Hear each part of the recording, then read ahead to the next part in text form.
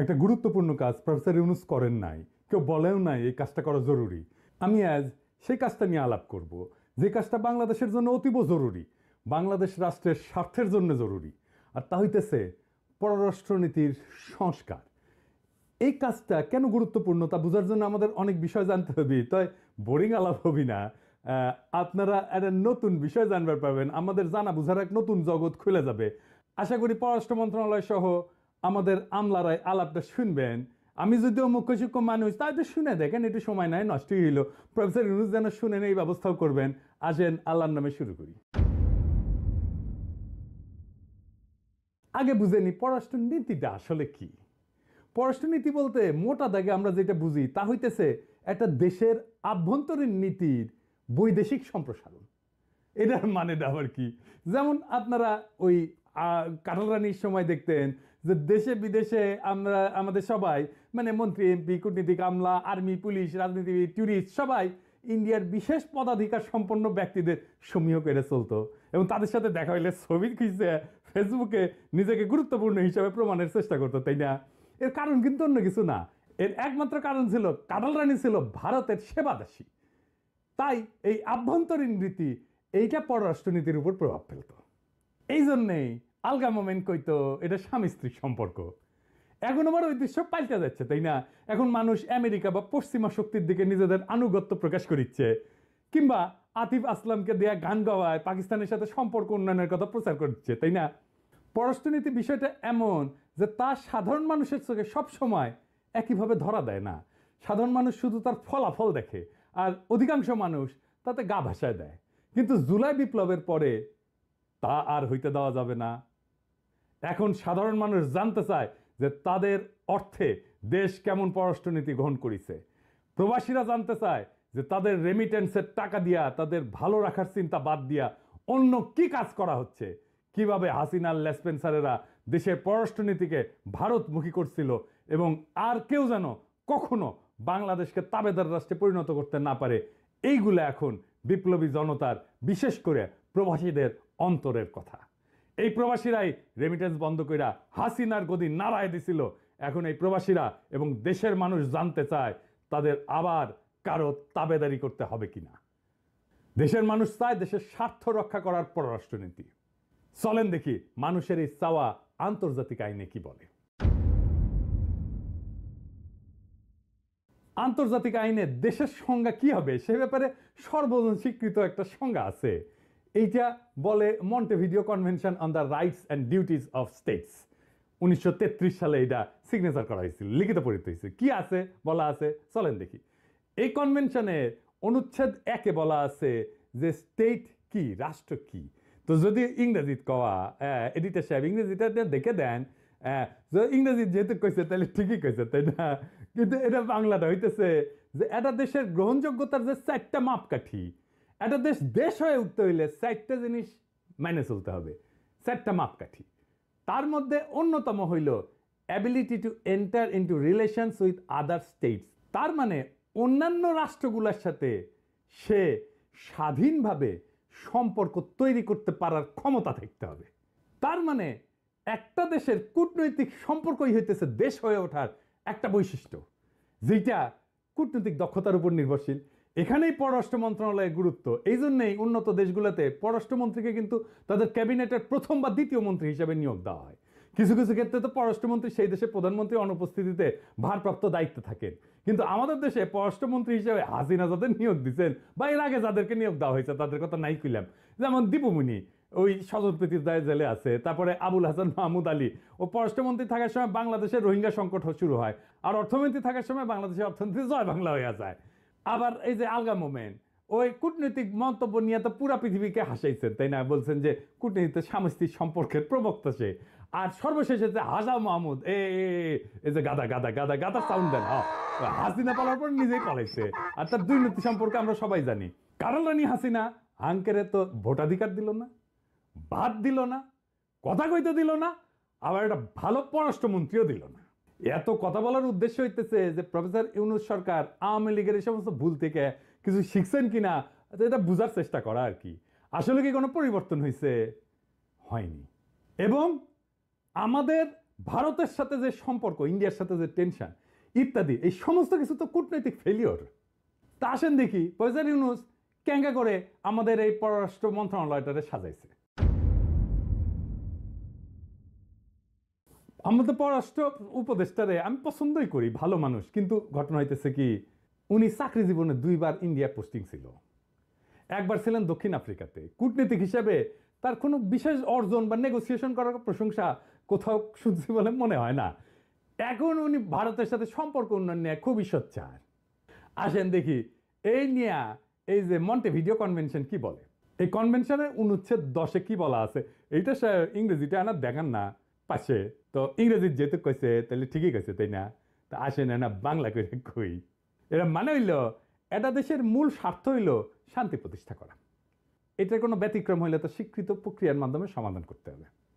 তো এই কনভেনশনের 11 অনুচ্ছেদে আরো বলা আছে, আবার দেখান এডিটর সাহেব ইংরেজি কথাগুলো দেখান, ইংরেজি যেহেতু কইছে তাহলে ঠিকই কইছে। এইটার মানে হইতেছে যে ভারত বা অন্য যে কোনো রাষ্ট্র আমাদের টেরিটরিতে আমাদের রাষ্ট্রের নাগরিকদের হত্যা করতে পারে না। তো আমাদের এই ভারত দরদি পররাষ্ট্র উপদেষ্টা ভারতের সাথে সম্পর্ক ঠিক করার আগে যদি কনভেনশন ঠিক মতো পড়লেন নি, তাহলে তিনি বুঝতে পারতেন তার কি বলা উচিত। ভারতকে আগে সীমান্ত হত্যাকাণ্ডের জবাব দিতে হবে, বিডিআর হত্যাকাণ্ডের জবাব দিতে হবে, পুলিশ বাহিনীতে তাদের লোক কেন এই জবাব দিতে হবে, কেন বাংলাদেশের গুমের সাথে তারা জড়িত সেটা জবাব দিতে হবে, কেন বাংলাদেশের সাথে অন্য দেশের সম্পর্ক স্থাপনের আগে ভারতের সাথে কথা বলে নিতে হবে, তার জবাব দিতে হবে। মানে আমাদের পররাষ্ট্র মন্ত্রণালয়ের জবাব চাইতে হবে। আর জবাব চাওয়ার সাহস না থাকলে দায়িত্ব ছেড়ে মেয়ের নবজাতক সন্তানের ভালো নানা হওয়ার জন্য আপনি আমেরিকানে কুটি গেছিলেন, উঠি যান। আমরা মনে করি স্বরাষ্ট্র উপদেষ্টা বোধহয় খুব সাহসের কাজ, প্রতিরক্ষা উপদেষ্টা বোধহয় সাহসের না। পররাষ্ট্র উপদেষ্টা অনেক সাহসের কাজ, পররাষ্ট্র উপদেষ্টা হওয়া অনেক সাহসের কাজ। আপনাদের এতই সাহস যে শেখ হাসিনাকে ফিরে আনার যে চিঠি ভারতের রাষ্ট্রদূতকে পররাষ্ট্র মন্ত্রণালয়ে ডেকে এনে দেওয়ার সাহস আপনাদের হয় নাই। যে রাষ্ট্রদূত অবসরে যাবেন তখন দিল্লি বাংলাদেশ দূতাবাসকে দিয়ে এই চিঠি পাঠানোর মতো নত জানু কাজ কিভাবে করেন আপনারা? আপনার সচিব তো শুনলাম আপনি পছন্দ করে নিছেন। আপনি এমন সচিব নিছেন যে হাসিনার কাছে 3-3 বার রাষ্ট্রদূত ছিলেন, গ্রিস, কাতার আর চীনে।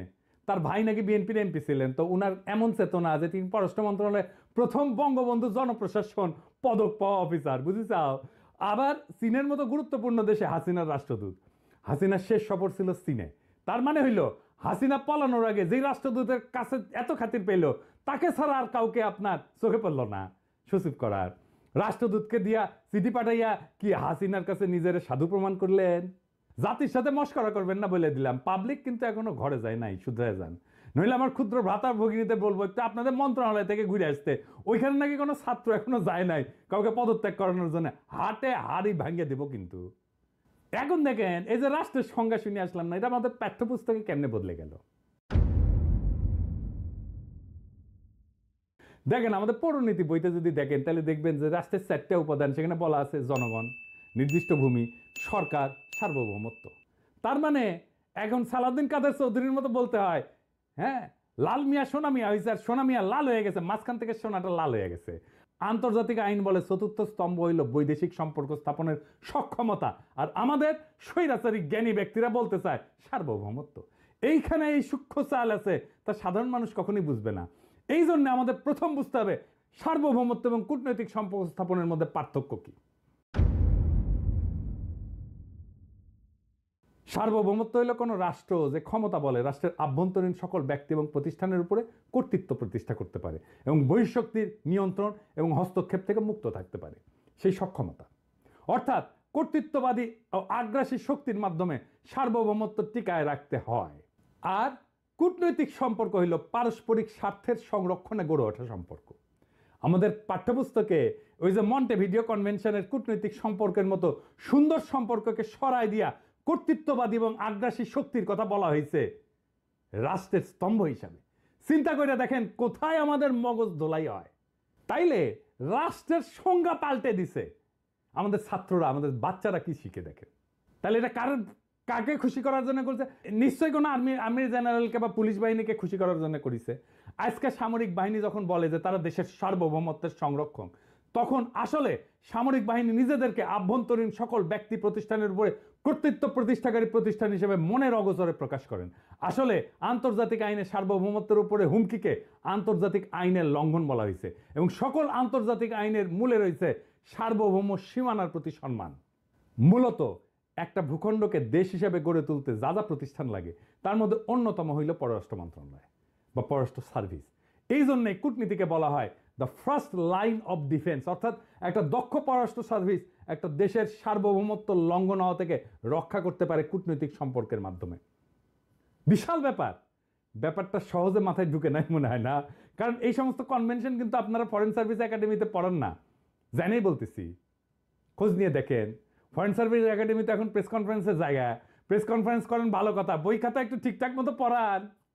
আমরা এখন কেমন পররাষ্ট্রনীতি আর সার্ভিস চাই, আসেন সেটা আলাপ করি। এতক্ষণ কিছু কইলাম যা আমাদের রাষ্ট্র বা রাষ্ট্র কাঠামো সম্পর্কে স্বৈরাচার কর্তৃক চাপায় দেওয়া কিছু ধারণা দেখানোর চেষ্টা করছি। এইবার আমি পররাষ্ট্রনীতি আর তার সংস্কার নিয়ে কিছু কথা কইতে চাই। আমাদের পররাষ্ট্রনীতি নিয়ে একটা কথাই প্রচলিত আছে যে সকলের সাথে বন্ধুত্ব, কারোর সাথে বৈরত্ব না। এই যে কিলাম, আরে দূর দূর দূর কিলাম, ওই যে শরাব্দীর বডিগার্ড হয়েছে উই একটা কথা কইছিল, সে কথা হাসিনা পররাষ্ট্রনীতি বলে ছেলে দিছে। তো এই পররাষ্ট্রনীতি তো আওয়ামী লীগ নিজেই মানে নাই। পাকিস্তানের সাথে কি সম্পর্ক ছিল, এটা কি বৈরিতা না? হ্যাঁ, তো মন্টেভিডিও কনভেনশনের অনুচ্ছেদ 10 এবং 11 দিয়া কি তার সমাধানের চেষ্টা করা যাইতো না? যা করা হয়েছে তা তো শত্রুতা, বৈরিতা। আমেরিকা কিনে শেখ হাসিনা যে সমস্ত কথা বলছে তা কি বৈরিতা না? বৈরিতা তো। আমেরিকা যাব না, অনেক দেশ আছে, আমেরিকা না গেলে কি হয়, হ্যাঁ আমেরিকা এই হয়েছে ওই হয়েছে সেই হয়েছে, এগুলো বৈরিতা না? এগুলো বন্ধুত্ব? আমাদের পররাষ্ট্র মন্ত্রণালয় আবার এইসব কথাকে বেদ বাক্য হিসাবে নিয়ে গত 16 বছর চলে আসছেন। আপনাদের ভিতরে এখনো স্বৈরাচারের দোষর বিভিন্ন পদে আছে, সেগুলো বলবো একটু পরে। হ্যাঁ, আগে একটু পররাষ্ট্রনীতি নিয়ে কথা বলি। 1 নম্বর হইতেছে আমাদের পররাষ্ট্রনীতি হবে দেশ এবং জনগণের স্বার্থে সর্বত্র সবসময়। পররাষ্ট্রনীতি শুধু দেশের কথাই বলবে না, দেশের জনগণের ইচ্ছাকে বৈদেশিক সম্পর্ক নির্ধারণে প্রতিফলিত করবে। আমাদের পররাষ্ট্রনীতি হবে সকলের জন্য এবং এই নীতির মূলে থাকবে পররাষ্ট্র সার্ভিস। 2 নাম্বার, আমাদের দেশের সবাই সব নীতি নির্ধারণ নিয়ে কথা বলে না। স্বরাষ্ট্রমন্ত্রী যেমন পরিবেশ নিয়ে কথা বলে না, গণপূর্ত মন্ত্রী যেমন মৎস্য পানি সম্পদ নিয়ে কিছু বলে না, কিন্তু সব মন্ত্রী সব উপদেষ্টা পররাষ্ট্রনীতি নিয়ে কথা বলার লোভ সামলাতে পারেন না, জিভ লক লক করে ওঠে। পররাষ্ট্র মন্ত্রণালয়ে একজন মুখপাত্র থাকবে, তিনি প্রত্যেক সপ্তাহে একবার কূটনৈতিক ব্রিফিং করবেন। পররাষ্ট্র উপদেষ্টা মাঝে মাঝে স্পর্শকাতর বিষয় নিয়ে কথা বলতে পারেন, তবে যত তথ্য পররাষ্ট্রনীতি নিয়ে কথা বলা বন্ধ করতে হবে। আর ওই যে সুন্দরী কোটার রেজনা, ওই যে আন্ডিয়ার সাথে সম্পর্ক, ওই কথা কইলে কিন্তু আবার ধর্ম একেবারে একদম ঠাইসা ধর্ম কয়ে দিলাম। একই সাথে আপনার উপদেষ্টারা যেখানে সেখানে বিদেশি কূটনীতিকদের সাথে দেখা করা বন্ধ করতে হবে। সিম্পল হিসাব, সাদা চামড়া দেখলে মাথা ঠিক থাকে না, সাদা আমরা সাদা উঠি গেল ঠিকই কালো। বিদেশিদের সাথে দেখা করবেন কিন্তু পররাষ্ট্র মন্ত্রণালয়ের সাথে পরামর্শ করবেন আগে, তার আগে না। কোনো বিদেশি কূটনীতিক আভ্যন্তরীণ রাজনীতি নিয়ে কথা বলতে পারবে না। এইটা মন্টেভিডিও কনভেনশনের অনুচ্ছেদ 8 বলা আছে। দেখিছেন? দেখানি ইংরেজিতে কইছে, ঠিকই কইছে, তাই না? হ্যাঁ, ভিয়েনা কনভেনশনে একই কথা কওয়া আছে। এই সহজ বিষয়টা বাস্তবায়নে এত জটিলতা কথা আমার জানা নাই। 3 নাম্বার, পররাষ্ট্র মন্ত্রণালয় অন্য সার্ভিসের লোক পদায়ন বন্ধ করতে হবে। ভুরঙ্গামারিতে কাজ করা ইউনেকে এই না জেনেভায় লেবার কাউন্সিলের প্যানেলের তো উপদেষ্টারা হেনস্থা হবে, এটাই স্বাভাবিক। Labour wing, passport, visa wing, commerce wing, এই নামে যে সমস্ত পদ সৃষ্টি করা হয়েছে সেখানে কি আপনারা শ্রম বিভাগ, পাসপোর্ট অধিদপ্তর থেকে পদায়ন করেন না? এখানে আপনারা কাদের দেন? প্রশাসন ক্যাডার থেকে ভুরঙ্গামারিতে কাজ করে আসা অফিসারকে পদায়ন করেন কেন? ওইসব দপ্তরের অফিসারদের পদায়ন করেন না কেন? পাসপোর্ট ভিসা উইংয়ে কেন পাসপোর্ট অধিদপ্তর থেকে একজন অফিসার আসবে না? লেবার উইং থেকে কেন শ্রম অধিদপ্তর থেকে একজন অফিসার আসবে না? কমার্স উইংয়ে কেন বাণিজ্য অধিদপ্তর থেকে একজন লোক আসবে না? কারণ কইবেন যে তা তো ক্যাডার অফিসার না, আপনাদের দূতাবাসগুলোতে তো অ্যাটাশে পদ আছে না, ওই পদে পাঠান।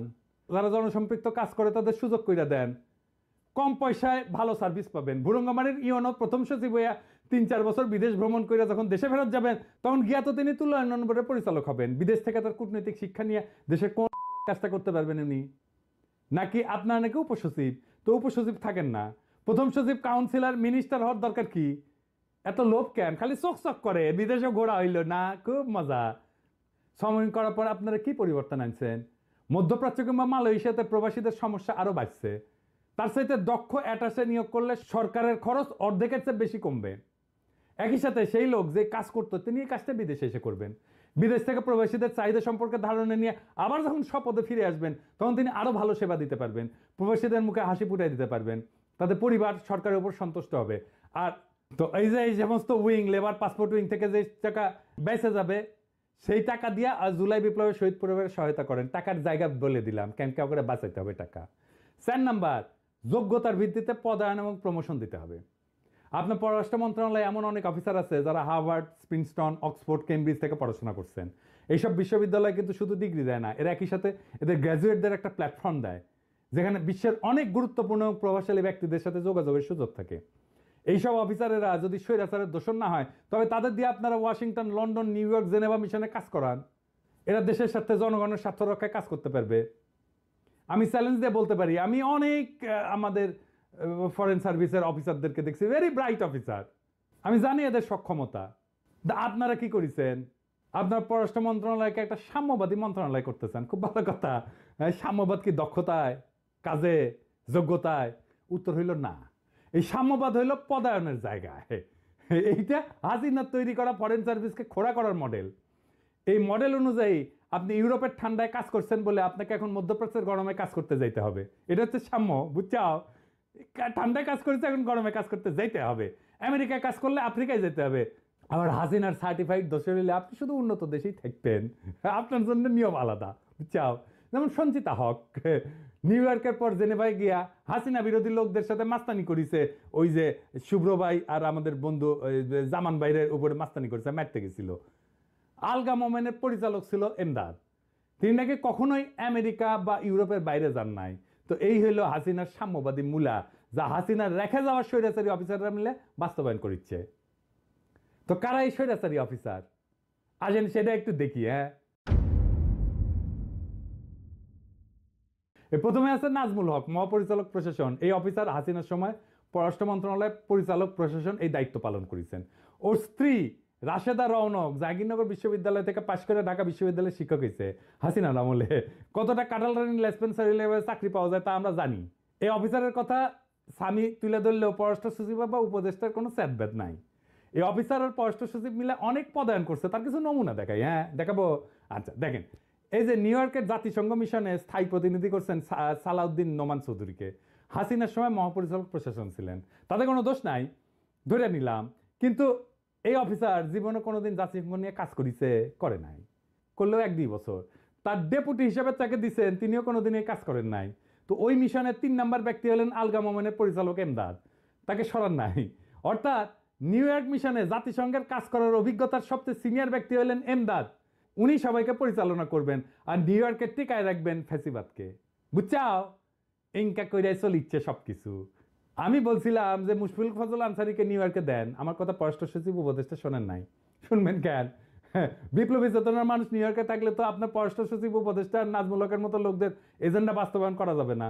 নাজমুল হক নাকি মন্ত্রণালয়ে বদলির অর্ডার করে, আবার তার ওয়েবসাইটে দেয় না, কলে দেখা যায় না। মানুষের কি বোকা পেয়েছেন নাজমুল সাহেব? ভালো মনে পদায়ন করলে তো প্রকাশ করতে দোষ নাই, তাই না? আমরা কোনো খবর পাই না কেন? আমরা কলে দেখিয়ে গেলা সব অর্ডার জোগাড় করে ফেসবুকে ছেড়া দিমু, কলে এই হোয়াটসঅ্যাপে পেটে দেন, তাই না? দেখাই দিমু যে কি করিচ্ছেন, বুঝছাও? খুব খেয়াল। আমাদের পররাষ্ট্র সচিবের ভাই নাকি বিএনপির এমপি ছিল, তার তো দেখি বিএনপির প্রতি কোনো ভালোবাসা নাই। মির্জা ফখরুল সাহেব একটু নোট রাখেন, আপনার জন্য একটা কুইজ দেই। দেবো, পারবেন কুইজটা? আপনাদের নেতা জিয়াউর রহমানের হত্যাকাণ্ডী কর্নেল দিলওয়ারের মেয়ে তাহলিল দিলওয়ার এখন কুই আছে, কুটি আছে জানা আছে? উত্তর হইল পররাষ্ট্র মন্ত্রণালয়ে উঠি আছে। তিনি আওয়ামী লীগের সময় সকল নিয়মের মুখে চুনকালি দিয়া ক্যানবেরাতে জামাইয়ের সাথে সরকারি টাকায় হানিমুন করতে গেছিলেন, খবর আছে আমাদের কাছে। ফিরে আসার সময় কইছিলেন যে তাকে প্রধানমন্ত্রী কার্যালয় অর্থাৎ হাসিনার কার্যালয়ের পরিচালক নয় পদে না বসালে তিনি আর আসবেন না। বুঝছাও? তিনি আসলেন পরিচালক নয় হিসাবে, পদায়ন হইল, কিন্তু আইসা দেখলেন যে গদি উল্টে গেছে। তারপর তিনি নিজ দায়িত্বে আবার ক্যানবেরা চলে গেলেন। কে তাকে ক্যানবেরা যাওয়ার অনুমতি দিল? উপদেষ্টা সাহেব, তহিদ সাহেব, হিসাবটা দিয়ে আমরা তো খবর টবর রাখি না। কে তাকে আবার ক্যানবেরায় বসতে দিল সেটা ব্যাপার না। ব্যাপার হইলো তাকে পররাষ্ট্র মন্ত্রণালয় ফেরত আইলা গ্লোবাল হেলথ উইং এর পরিচালক বানালেন কেন? আগামটা তো সিটি করেছেন, পিনাকিছে হেলথের লোক, এগুলো যে খবর রাখে এইটা তো বুঝলেন না। যখন বেড়াছেন তখন তো সমস্ত কিছু ধরে টান দিছি, দেখি ও মা, এ তো দেখি মাল একটা, এটি এসে কে বসে আছে, হ্যাঁ হেলতে দিচ্ছেন আর জায়গা পাননি, এটি না দিলে তো কিছুই মাথা আসলো না নি, বুঝছাও? কেউ নিজের কেউ নিজে মারে এইভাবে, কেউ ভাব করে দিচ্ছেন, কেউ কিছু জানে না। হ্যাঁ, এই সমস্ত কাজ করেছেন নাজমুলের পিছনে নিশ্চয়ই পররাষ্ট্র সচিবের হাত আছে, নাহলে নাজমুল এইসব কাজ অনুমোদন করা কারে দিয়া। আরেকজনের কথা বলি, কমো, এই যে সারওয়ার আলম সরকার, এই পররাষ্ট্র মন্ত্রণালয়ের 31 ব্যাচের অফিসার, কাজ করার কথা মন্ত্রণালয়, কিন্তু কাজ করতে গেলেন প্রধানমন্ত্রী হাসিনার সহকারী প্রেস সচিব হিসাবে, বুঝছা?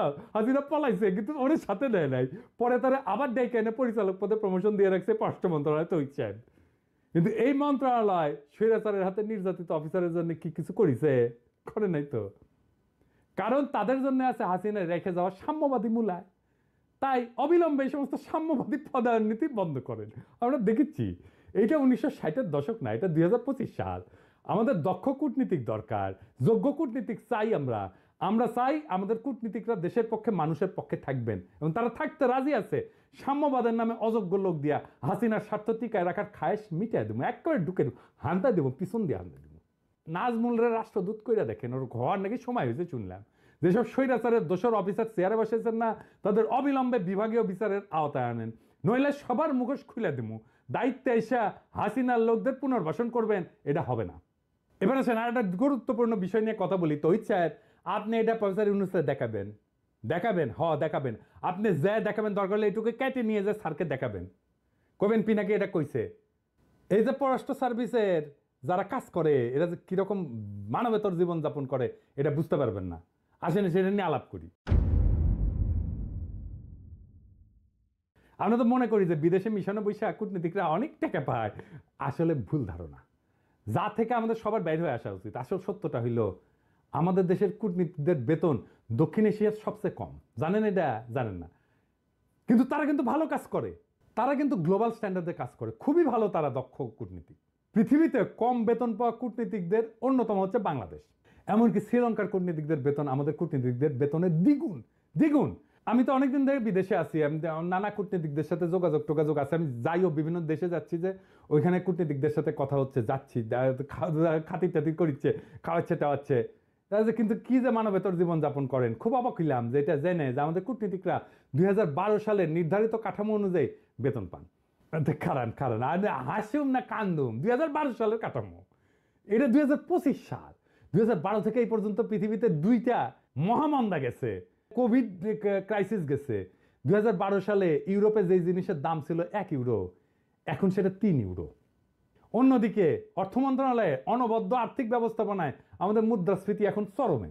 2012 সালে যদি একজন 2000 ইউরো দিয়ে সংসার চালাইতো, তিনি এখন সংসার চালান আসলে সেই দিনের প্রেক্ষাপটে 800 থেকে 900 ইউরো দিয়া। আমাদের ফ্রান্সে এই বেতন দিয়া কিচ্ছু করা যায় না, কিচ্ছু করা যায় না, কারণ সর্বনিম্ন বেতন হইল 1300 ইউরো, সেটাও পায় না তারা। অর্থাৎ আপনি আপনার কূটনীতিকদের ঠিক মতো বেতন দেন না। মিসকিন সার্ভিস দিয়া আপনি দেশের বৈদেশিক সম্পর্ক কিভাবে ঠিক রাখবেন?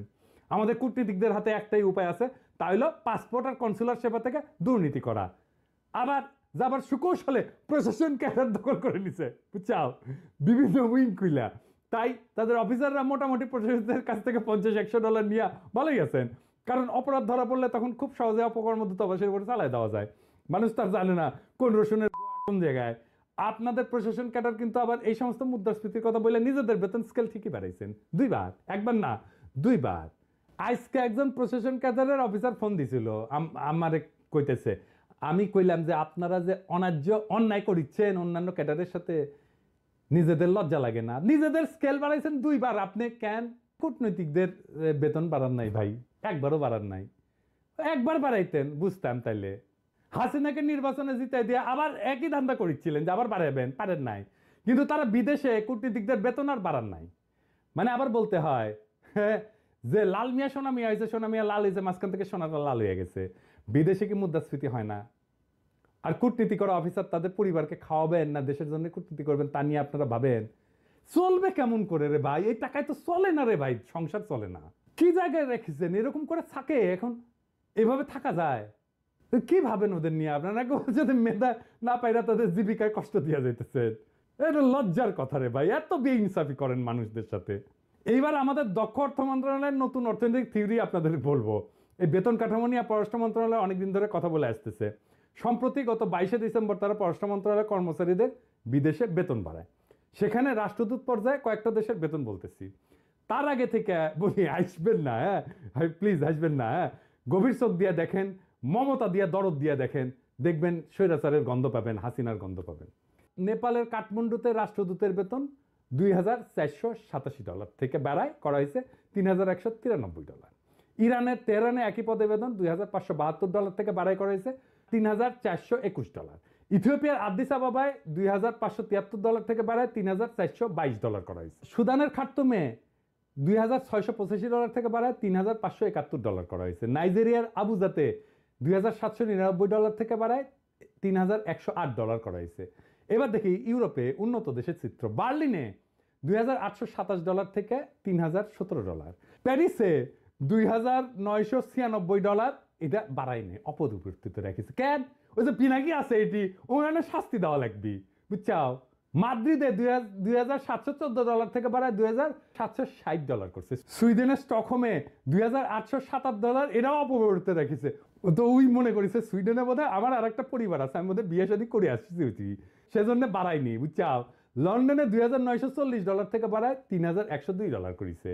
আমি ভাই কোনো ইকোনমিস্ট না ভাই, এখন আমার পিএইচডি কমপ্লিট হয় নাই, আমি নিজের ইকোনমিস্ট কই না। তাও কস্ট অফ লিভিং ইন্ডেক্স বলে একটা কথা আছে না, যা অনেক দেশের যোগ্য ইকোনমিস্ট মেয়েরা অনেক পড়াশোনা করে ঠিক করেন। আমাদের অর্থ মন্ত্রণালয়ে এমন কিছু অফিসার আছে যারা এই বেতন নির্ধারণ করতে গিয়ে এমন সূত্র আবিষ্কার করেছেন যা তাদেরকে আগাম নোবেল প্রাপ্তির হাতছানি দিচ্ছে। আমি অনেকের সাথে কথা বলছি, তারা কিছু বুঝতে পারতেছে না যে কস্ট অফ লিভিং ইন্ডেক্স অনুযায়ী কাঠমান্ডু, তেহরান, খার্তুম, আদিস আবাবাতে কি জীবনমানের খরচ প্যারিস, মাদ্রিদ, লন্ডন, বার্লিনের চাইতে বেশি। প্রফেসর ইউনূস তো বিশ্ববরেণ্য অর্থনীতিবিদ, শিক্ষা উপদেষ্টা, অর্থ উপদেষ্টা, এরাও অর্থনীতিবিদ। তো আপনারা সবাই মিলে এটা কি বানাইলেন? আমার তো মাথায় ঢুকে না, আপনাদের ঢুকিছে। এটা ফ্যাজলামি করার কোনো মানে আছে? কি দরকার? অর্থ মন্ত্রণালয়ের যে অফিসার এই কাজ করেছে তারে ধইরা একটা পুরস্কার দেন। তার মতো অর্থনীতিবিদ মোটামুটি অমর্ত্য সেনরে পড়াইতে পারবে তো, আমার মনে হইতেছে। আসলে কিছুই না। অর্থ মন্ত্রণালয়ে এই কাজ করার মূল উদ্দেশ্য হইল ইউরোপের এবং অন্যান্য দেশের গুরুত্বপূর্ণ মিশন যেন ভালো অফিসার না যায়।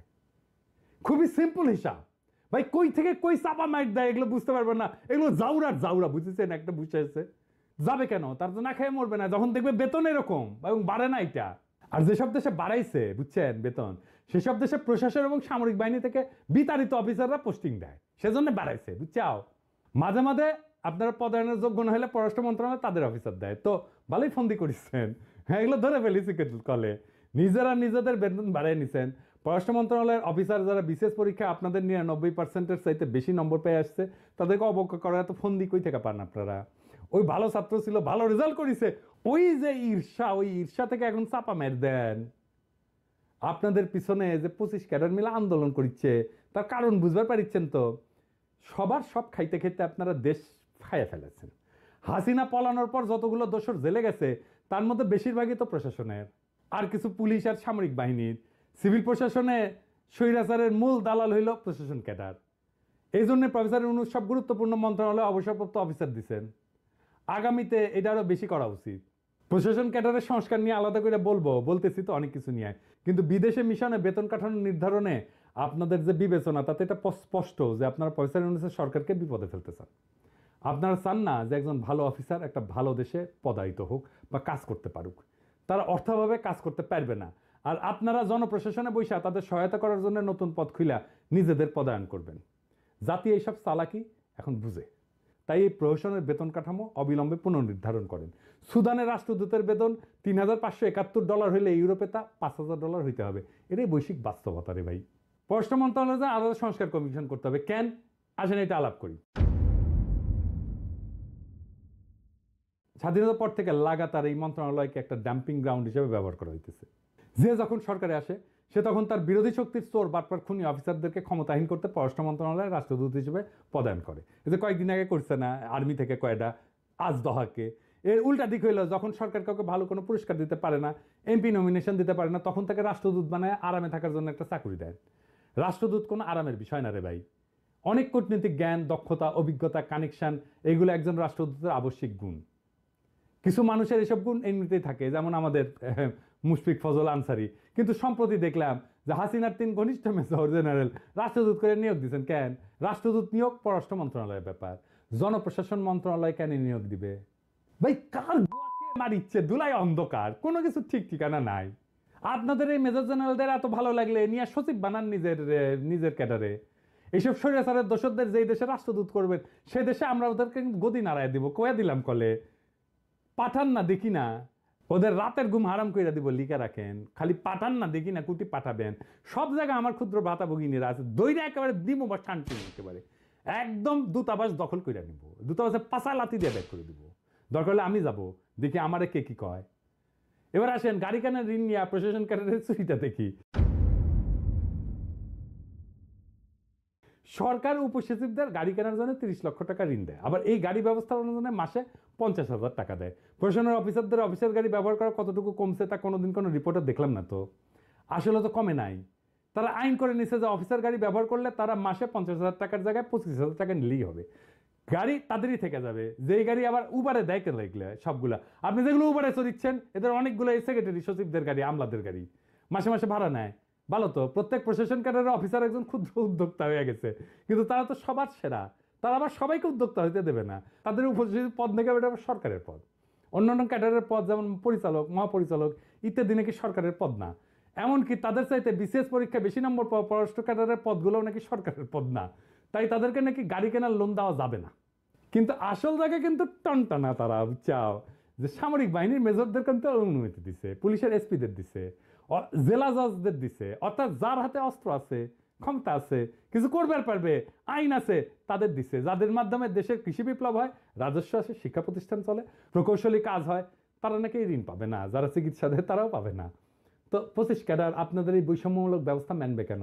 দিচ্ছে শান্তিং, ঠিক হয়েছে, আরো বেশি দে, লাল করে দে, পিঠে একদম পাশার সামনে লাল করে দে। সকল ক্যাডারের সদস্যদের পদোন্নতির জন্য আপনাদের তৈরি করা সুপিরিয়র সিলেকশন বোর্ডে আসতে হয়।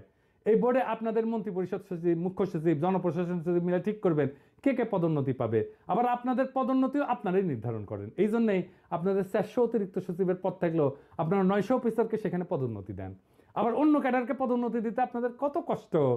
আমি জনপ্রশাসন সংক্রান্ত সংস্কার কমিটিকে বলবো অবিলম্বে এইসব বৈষম্যমূলক বিষয়গুলো আমলে নেন। প্রশাসনের ক্যাডারের অফিসারদের কেন অন্য ক্যাডারের পদে চাকরি করতে হবে? আপনাদেরকে নিজস্ব ক্যাডারে কোনো কাজ নাই, কাজ কম, এটা আমরা জানি। তো কাজ কম থাকলে নিয়োগ কমান, সরকারের অর্থ বাঁচান। জনগণের অর্থ লোপাট করতে এখনো বছরে 13 কোটি টাকা আপনাদের রিটায়ার্ড অফিসারদের পদোন্নতির জন্য বরাদ্দ দেন। প্রশাসনকে অন্য ক্যাডারে পদায়নের সাথে যদি এতই খায়েশ থাকে, তাহলে আসলে প্রশাসন থেকে পাওয়া সকল সুযোগ সুবিধা রাষ্ট্রীয় কোষাগারে জমা দিয়ে আসতে হবে, নাহলে সবাইকে সমান সুযোগ দিতে হবে। দেশটা তো আপনাদের বাপের না, মগের মুল্লুক না। আপনারা নিজেদের স্বার্থে স্বৈরাচার তৈরি করেন। 2018 সালে শেখ মুজিবের মূর্তি বসানো নিয়ে আলেম সমাজ প্রতিবাদ জানালে আপনাদের মুখ্য সচিব কাই কাউসের নেতৃত্বে আপনার প্রশাসন ক্যাডারের চিন্মৈত্রী সম্মেলনের সরকারি সমাবেশ করেছিলেন। তাকে আমরা ভুলে গেছি? কে কে গেছিলেন জানি তো, লিস্টে আছে তো। ওই সমাবেশে সবাই কলে শপথ নিছিলেন হাসিনাকে আমৃত্যু গতিতে রাখার জন্য। শেয়াটন থেকে খাবার আনিছেন, টাকাকে দিছে, চাঁদাবাজি যে করেছেন এটাও জানি। আপনাদের ডিসিরা এলআর ফান্ডের নামে উন্মুক্ত চাঁদাবাজি করেন, এটা কলে সবাই জানে। এলআর ফান্ড কি? আসেন শুনি এলআর ফান্ড কি। এলআর ফান্ড হইতেছে, ধরেন একটা জেলায় একটা পুকুর আছে, একটা মাঠ আছে, এটা ইজারা দিবে। তো ওইটা ইজারা দিলে একটা ন্যায্য ভাড়া হইতেছে, ন্যায্য দাম হইতেছে ধরেন 1 কোটি টাকা। ওই দিবি ওইটা 2 লাখ টাকায়। আর কবি যে তুমি মাসে মাসে আমাকে এত টাকা দিবা, এটা নাজিমের কাছে জমা থাকে। উঠে থেকে সবার বাজার হয়, ডিসির বাজার হয়, ওই ডিসি অফিসে সবার বাজার হয়। ডিসি বলে যে আমাকে দেন একটা 50,000 টাকা দেন, 1 লাখ টাকা দেন, উঠে থেকে দিয়ে দেয়, কোনো হিসাব নাই কলে এটা, বুঝছাও। তো এই উন্মুক্ত চাঁদাবাজি চলে, ডিসি গুলো করে। প্রশাসনের সব জেলা পর্যায়ের কর্মকর্তারাই চাঁদাবাজির পয়সায় বাজারঘাট করে।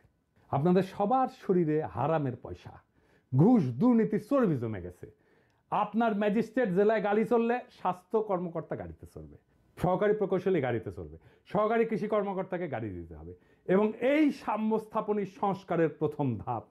তাই স্বাধীনতার পর থেকে চলে আসা এইসব প্রথাকে সংস্কার কইরা পররাষ্ট্র মন্ত্রণালয়কে একটা প্রভাবমুক্ত, দক্ষ, যোগ্য এবং বিশ্বমানের পররাষ্ট্র সার্ভিস গঠন করার জন্য অবিলম্বে একটা পররাষ্ট্র মন্ত্রণালয় সংস্কার কমিশন গঠন করেন।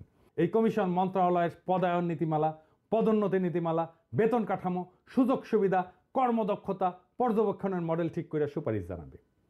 সরকার সেই সুপারিশের আলোকে কাজ করবে। প্রশাসন ক্যাডারের ওই বিজ্ঞ অর্থনীতিবিদদের দিয়ে কাজ করলে ছাত্র জনতার বিপ্লবের চেতনার সাথে তারা বেইমানি করবে। যেমনটা সচিবালয়ে আগুন লাগায় তারা করছে, অত্যন্ত সুকৌশলে তারা হাসিনার স্বপ্নটি পুরাই দিয়া বিচার প্রক্রিয়াকে বাধাগ্রস্ত করছে। এদের কঠিন শাস্তি হওয়া দরকার। আমরা চাই ছাত্র জনতা জুলাই আন্দোলনের পর আমাদের যেই সংস্কারের সুযোগ তৈরি করে দিচ্ছেন তা কাজে লাগাইতে। আমরা চাই ছাত্র জনতার ইচ্ছার প্রতিফলন অনুযায়ী সরকার সংস্কার করবে। আমরা দেশকে একটা নতুন বাংলাদেশ হিসেবে গড়ে তুলতে চাই। আমরা চাই আমাদের দূতাবাসগুলো তাদের দক্ষতা অনুযায়ী দেশ স্বার্থ সংরক্ষণে কাজ করবে, প্রবাসীদের পাশে দাঁড়াবে, তাদের দুঃখ কষ্ট শুনবে, সমাধানের জন্য কাজ করবে। আমরা চাই গুণগত পরিবর্তন, যৌক্তিক সংস্কার।